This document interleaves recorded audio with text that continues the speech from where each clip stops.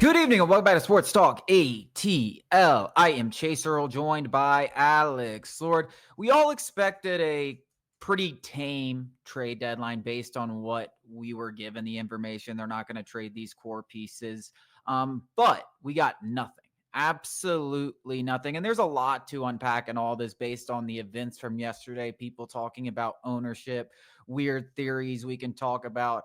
But let's start with just the actual fact that they managed not to get better in any sense of the way yesterday, beginning with Marcell Ozuna and Rafael Iglesias, the two people everybody expected to be off the roster by the end of the trade deadline. Yeah, I think they're pretty different players and entirely different conversations that need to be had. You cannot group them together other than the fact that they are on expiring deals. That's the only thing they have in common. I think everybody can agree, everybody with a brain, that moving Ozuna in hindsight, now that he wasn't moved, was probably going to be really difficult, including paying down some of his contract. Probably not getting much in return, the hip injury, the 10-5, and he's just not been good. And the fact that, it's not exactly, not everybody the fact that he is a DH as well as he can't field. He can't do anything else. And the fact that he can't hit, it's it's not exactly shocking. Nobody wants him. Whereas Rafael Iglesias is entirely everybody needs a reliever. And maybe you don't envision him as your closer that you trade for, and that's perfectly fine. We talked about it plenty of times that he could come in and just be a high leverage arm from the right side. And including last night against the Reds, 21 appearances. It's been unbelievable. He's got a sub 2.3 ERA. His FIP is even lower. And that would be under 1 probably if he didn't blow up. I don't remember who it was, but he gave up Yankees. He gave up a grand slam. Grand slam. So in every other outing, he's only given up 1 run. 19, in those past 19 out of 21 scoreless right. outings. So he's been unbelievable. And he's on the expiring deal. So they're entirely different conversations. In fact, you shouldn't even group them together other than the fact that they're on expiring deals. One makes total sense. I can understand it. The other one, I'm having a hard time understanding why he wasn't moved at all. Yeah, I mean, there's a sector of Braves fans that obviously don't pay close attention to trends and stuff like that. But Rafael Iglesias, any way you slice Rafael Iglesias, if you want to do his career, he's one of the better relievers in all of baseball. If you want to go back to the last few seasons, he's one of the best relievers in all of baseball. And if you want to go to the last 20 game sample size, outside of a rough patch at its beginning, it's been the only rough patch he's had in the last 3 seasons. You're telling me you can trade Rafael Montero and actually get a prospect in return who's been this is not one of those hyperboles. This is legitimately one of the 10 worst relievers of the last 3 seasons, and you got a prospect for him, and you can't trade Rafael Iglesias. It's just so nonsensical and stupid to act like that's even a thing.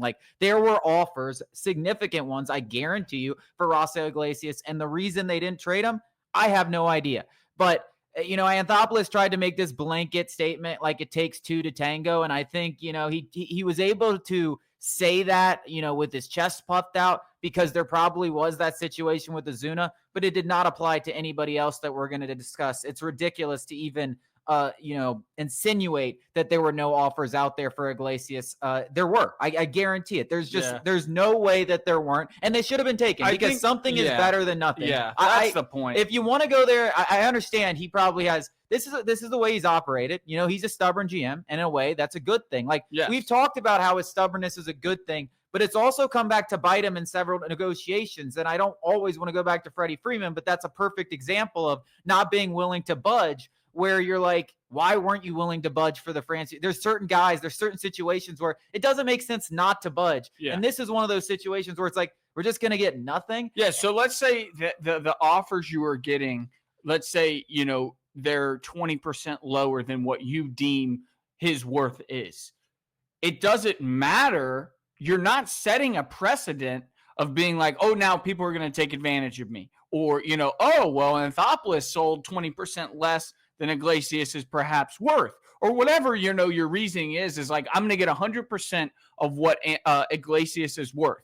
Now, the only reason this makes sense where he goes, I'm not just giving Iglesias away. And again, Iglesias is in his own conversation because Ozuna, we just talked about him. We're going to talk about the relievers. They have their own, make excuses for not moving them. But Iglesias is one of one. He's the only one who actually had probable positive value, definitely positive value on an expiring deal. The only way you were like, I'm not taking 20% less than what he's worth is if you have intentions of bringing him back next year. That is literally the only way I could possibly understand that you didn't take anything for him. I mean, literally anything for him. But even still, like, you can still bring him back. No, like he's a free agent. I'm not saying that, like, I'm just trying to be like, okay, I'm trying to reach out. I'm trying to understand why he wasn't moved at all. Seems like when you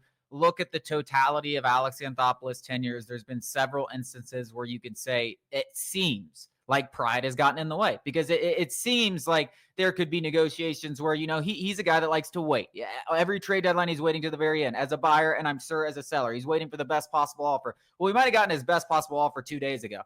And as those things, people start getting their relievers and you start being stubborn, now that offer is no longer there and you're maybe a little bit embarrassed. You're like, let's just stand pat. Let's just stand pat. Now, obviously, we're just playing scenarios. We don't know what happened. But one thing I can tell you is that offers were made and offers were not considered. And when you're in the Braves situation, it's ludicrous. Now, that to me is just not even the storyline really of this entire Braves deadline. I was actually thinking 5-6 hours before the deadline when I started seeing some of these deals that were coming out where you get a number 3 prospect in all of baseball that is a shortstop, by the way, that we really need, go for a reliever. And I see some of these relievers deals that are rental relievers getting multiple top 100 prospects. And I'm like, trade every reliever because Pierce Johnson and Dylan Lee have been good, but Dylan Lee, and we saw last night, it's just funny that it happens after, he's been living a little bit on the edge where it's like his FIP numbers, his peripherals, they're not. If you can go out there because he's got several years of control and get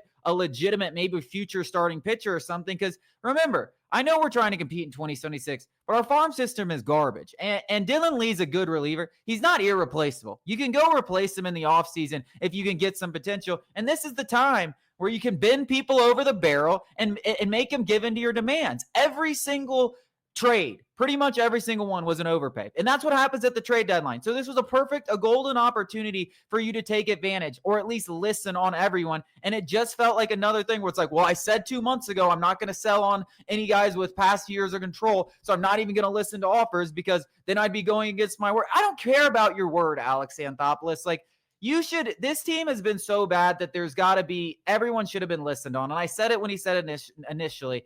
You've got to listen on everyone, because if the number 3 prospect in all of baseball is out there available, which he was, and that team happened to be interested in Sean Murphy, and you weren't listening to those conversations, like, that's malpractice. And I'm sorry, because you don't have a shortstop. You don't have a shortstop in the system. But to me, I'm not saying they should have traded Sean Murphy, but it just seemed like a giant missed opportunity because, as you said, you're looking towards 2026. This was a golden opportunity to get better. And the fact that you didn't get any better, it's not a good sign when you're looking at all the holes you have on this team in the future. You didn't get any better. You couldn't get 1% better. There wasn't one deal out there through all the deals that were made. There wasn't one deal out there where you thought you could get better. Like that, to me, it's just like, what? How is that possible? Yeah, I agree with a lot of what you're saying, and I'm going to push back only on the Pierce Johnsons and the Dylan Lees and the Aaron Bummers, and I'm not going to say that those guys are not replaceable or that they're studs and they're going to be whatever. I don't want to pump sunshine up your what. Iglesias is completely different than those guys. And this is what I just mean by that we praise Anthopoulos all the time for some of the deals he doesn't make. And I think that when you go and look at these prospect rankings and you see, and we basically are taking somebody else's word for it instead of what the Braves, their scouting system sees this guy. Maybe they saw that Padres number 3 in all of baseball. He's like, that guy's not that good. I mean, and listen, I'm obviously embellishing a little bit, but go look at the Braves' own guys and who Drake Baldwin didn't get a lot of love. AJ Smith-Shawver got some love. Mike Harris, Spencer Strider, Spencer Schwellenbach. Like the consensus top prospects thing, I think gets overblown a lot of the times, and and draft picks being tied to them is absolutely ludicrous. That's here nor there, but if it costs us, a draft pick, yeah, just saying. But so we praise him for the deals he doesn't make, and then we, go off of somebody else's rankings, not the Braves rankings. So the only reason I'll defend it even a little bit, and I do agree with you that it's just ludicrous that he was, blanket statement, I'm not listening on anyone who's under team control because we're going to compete in 2026. The fact is I could at least understand the value where it's like, no, Pierce Johnson's under a palatable deal. Our bullpen is already going to need a lot of work. It's not worth the juice is not worth the squeeze of that guy who's not going to help this team until 2030 or whatever the deal might be for each individual reliever. I totally understand that. That is defensible to a point. You still have your own point. Like, you're not wrong. What is indefensible is the Rossiel Iglesias thing. That's the one glaring issue where I'm like, and the only reason it could come back and I go, okay, I understand, is if we re-sign him. And I have a hard time believing that the Braves feel like maybe he's the setup guy next year. I don't know, but that guy is on an expiring deal that you saw what worse relievers were going for, and then didn't trade him.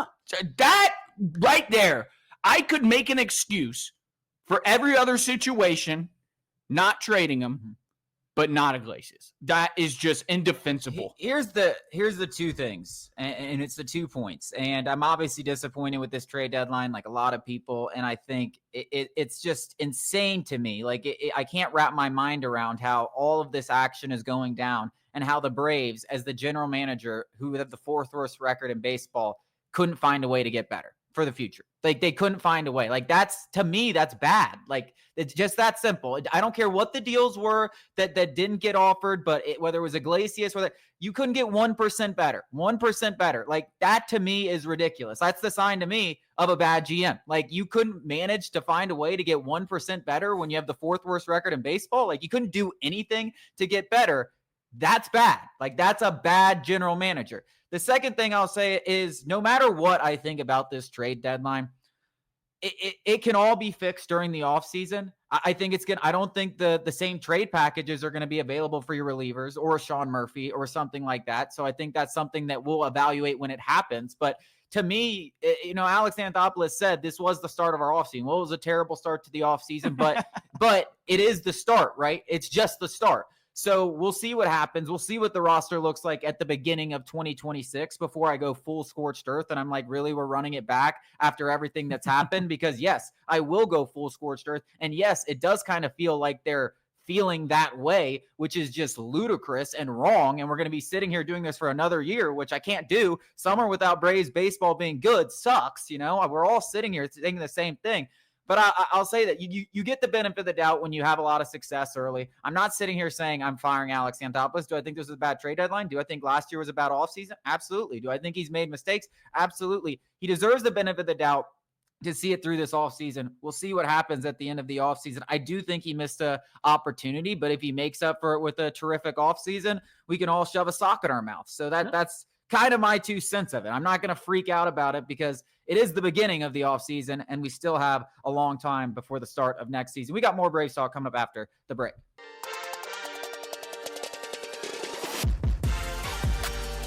Ronald Acuna Jr., Alex Anthopoulos, amid all the trade deadline drama, whatever you want to call it, all of us arguing about whose fault it is. I mean, I love like these times of years, but I also hate them. But it's just funny to hear everyone's mental gymnastics one way or the other. Everyone has a side, and everyone's going to stick to their side. You're not going to convince anyone on social media what to believe. And that's the great part about it, man. That's the great part about it. But amid all of that, Alex Anthopoulos, when he's doing this trade deadline presser, says that Acuna could come back in 2 to 3 weeks. The doctors are not worried about that calf strain. Obviously a huge positive. I don't think there's any doubt about that. And we were up here earlier in the week, castrating the Braves for even letting him on the field. And I think that's totally deserved. But we also said during that you can't just bubble wrap all these guys like we'd like to. So if the Atlanta Braves feel like there's 0% chance that this has any injury, they're 100%, it's comfortable, I don't have a problem with them being out there on the field. The only thing I'm saying is they better be damn sure, right? Like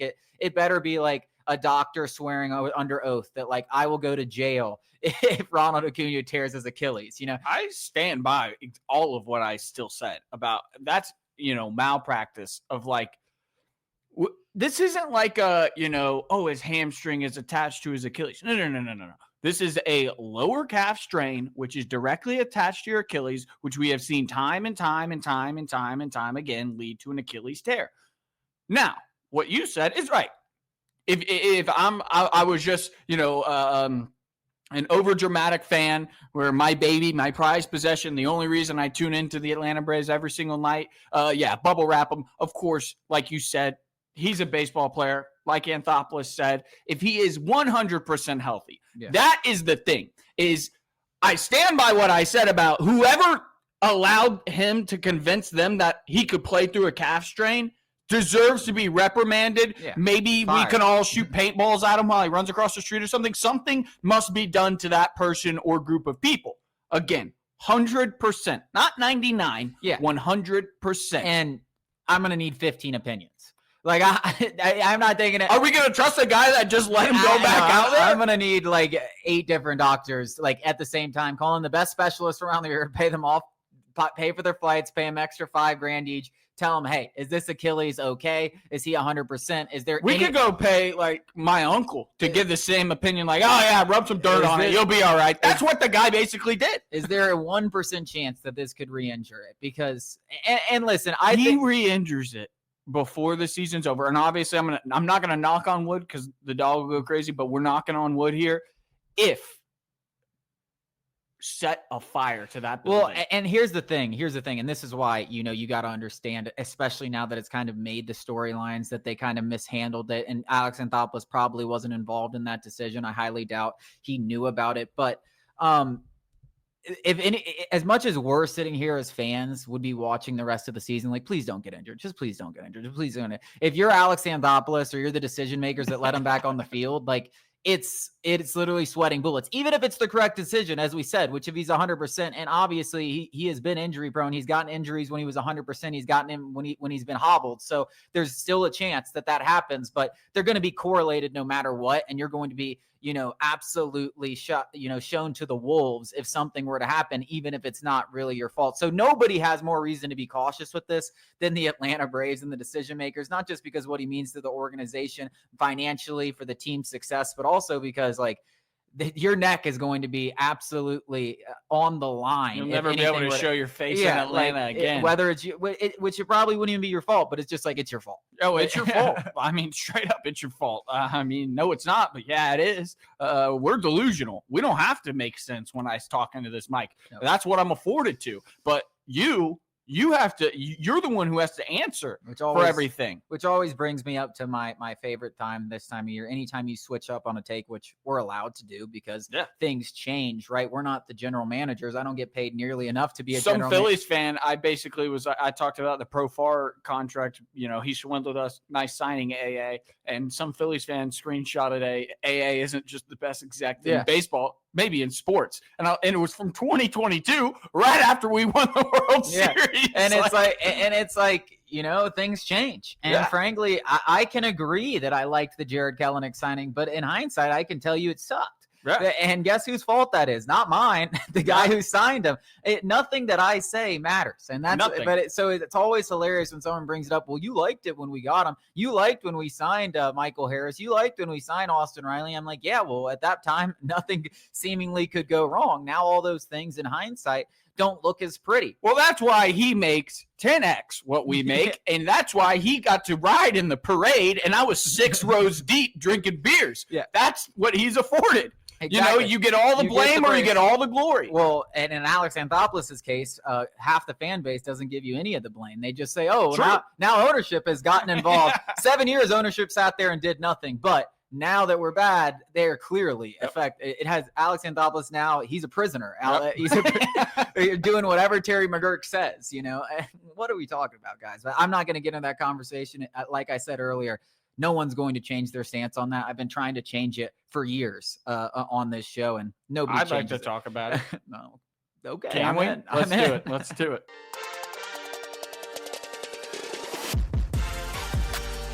I told myself I wasn't going to do that on this show, but why not? It's a fun conversation. You guys, everyone has strong opinions on it. I don't understand the other side. The other side apparently doesn't understand me. But we're going to bump heads on this one more time, and it's the old, whose fault is it? Is it ownership? Is it Alex Anthopoulos? Who's really pulling the strings in this whole thing? The great part about it is you don't truly know. Which is why both sides are able to make arguments, even though I think one side is so completely off base, it doesn't make sense. But that's what we're going to get into. Alex, what are your thoughts on some of these crazy mental gymnastics we're not seeing? I'll give credit. Well, one person stoked the fire. Yeah, Justin Toscano. And it's a respectable guy, Justin Toscano, no longer on the Braves beat, but he was with the AJC. And I think most Braves fans would have put him at the top of the totem pole, him and maybe Mark Bowman, as far as Braves beat guys. So when he says something, it sparks a lot of interest. And he said, just an opinion. It has no basis of fact whatsoever. It was his opinion, and he said that. His opinion was that this trade deadline reeked of Liberty Media, basically holding Alex Anthopoulos hostage and saying, you can't trade these guys because we're still worried. We're not going to get postseason revenue, so we have to maximize, the rest of the season, so you can't trade away any of these guys, basically putting profits over whatever might be best for the actual team. I think that is one of the craziest things I've ever heard in my entire life, because if you go and look and match the people who we didn't trade away, nobody is coming to the Braves Stadium to see Rafael Iglesias close games. There are literally 12 other people that you go ask little kids, you go ask guys our age, you go ask girls. It doesn't even matter why you're going to a Braves game. Rafael Iglesias is not even in the top 10. Ozuna probably isn't even in the top 10 of players that they want to see. Both catchers, both corner infielders, Ozzy Albies, Mike Harris, Ronald Acuna. Hell, probably even Jurickson Profar's got more fans in Atlanta than Rafael Iglesias. Like, under no circumstances is that the guy you go, yeah, we can't trade him because it's going to affect the bottom line. That is crazy. Yeah, I mean, no disrespect to Justin Toscano. I can't believe that was wild of him to say. But it's not. I mean, listen, I go under any of the TikToks that I made about this. It's ownership. It's ownership hamstringing. I mean, they literally think that Alex Anthopoulos has turned into a prisoner, and it doesnn't make any sense. I mean, Marcell Ozuna, I'll tell you this for a fact, has a lot more people that won't show up to the stadium because of his previous arrest for him than that will. Absolutely, there's no doubt about it. Rafael Iglesias, are you kidding me? Half the people that go to the games don't even know who that is. Legitimately, don't even know who that is. Dylan Lee, are you kidding me? They would they would be like, is that like the fat guy that serving me hot dogs like that? No, stop it. That's the dumbest thing I've ever heard in my life. If ownership had anything to do with this trade deadline and they're the cheapest people ever and they have Alex Anthopoulos handside, wouldn't they tell him to do everything to get money off the payroll? They could have saved $15 million by trading these pieces. It makes zero sense for that to be the thing. And it's just more of the same that we act. It doesn't make any sense to me how for 7 years we never talked about anything about Liberty Media being cheap or anything like that. Payroll was rising. Alex Anthopoulos was able to do things that no other GM in the history of the Atlanta Braves has been able to do from a financial aspect. He was aggressive. We appreciated both sides. And now all of a sudden things go south. Very clearly why a lot of things gone south because of the moves that have been made. Payroll is still in the top 10, and yet ownership is to blame for everything, including the trade deadline. Like, what? I want to reach across. Why would he even want to work? I just want to reach across the aisle and stroke the egos of some of these people who do believe that. And because I did do something on it. Check it out, sports.katl.com. That if this is true, this would be one of the biggest stories in sports because the Braves aren't the Yankees and we're not the Dodgers, but we're the Atlanta freaking Braves. I mean, we own the Southeast. It is all of ours. We are still one of the 5 biggest brands in this sport, probably one of the 3. And for ownership to be handicapping our GM, not to make the best decision for the team, but to make the decision best for the actual bottom line, it would be one of the most groundbreaking stories in recent memory and one of the biggest in Braves franchise history, that Alex Anthopoulos not only is having his hand tied behind his back, but also is like actively carrying their water, actively like lying at every waking moment to be like, I have the money. Payroll is rising, even though it didn't rise this past year, that he has the money. There's no, cap. Terry McGirt gives me everything I need, yada, yada, yada. This would be one of the biggest stories in Braves franchise history if the ownership was meddling at this level. Guys, Alex Anthopoulos wouldn't be the GM of the Braves if this were the case. Don't you think that he would be like, enough is enough? It happened with Travis Schlenk and the Atlanta Hawks. I know to a lesser degree, but it still happened. Alex Anthopoulos would not be the general manager of the Atlanta Braves if they did not. They would just go and put a puppet in there. They did not allow him to do what he wanted to do at the trade deadline, at the very least. Like, that is the most absurd thing I've ever heard. I don't know how many times this guy has to say that there's no mandate, that he's the one making these moves, take accountability for the moves, for you guys to believe that it's his decisions. And whether you like him or not or whatever, I like I said, I'm not sitting here saying Alex Anthopoulos deserves to be fired. I can be critical of them and still believe he should be the GM of the Atlanta Braves. And I don't need to just go out there and the Liberty Media thing, the ownership thing is created like a ghost. Like, because we don't know anyone, because we don't have any faces,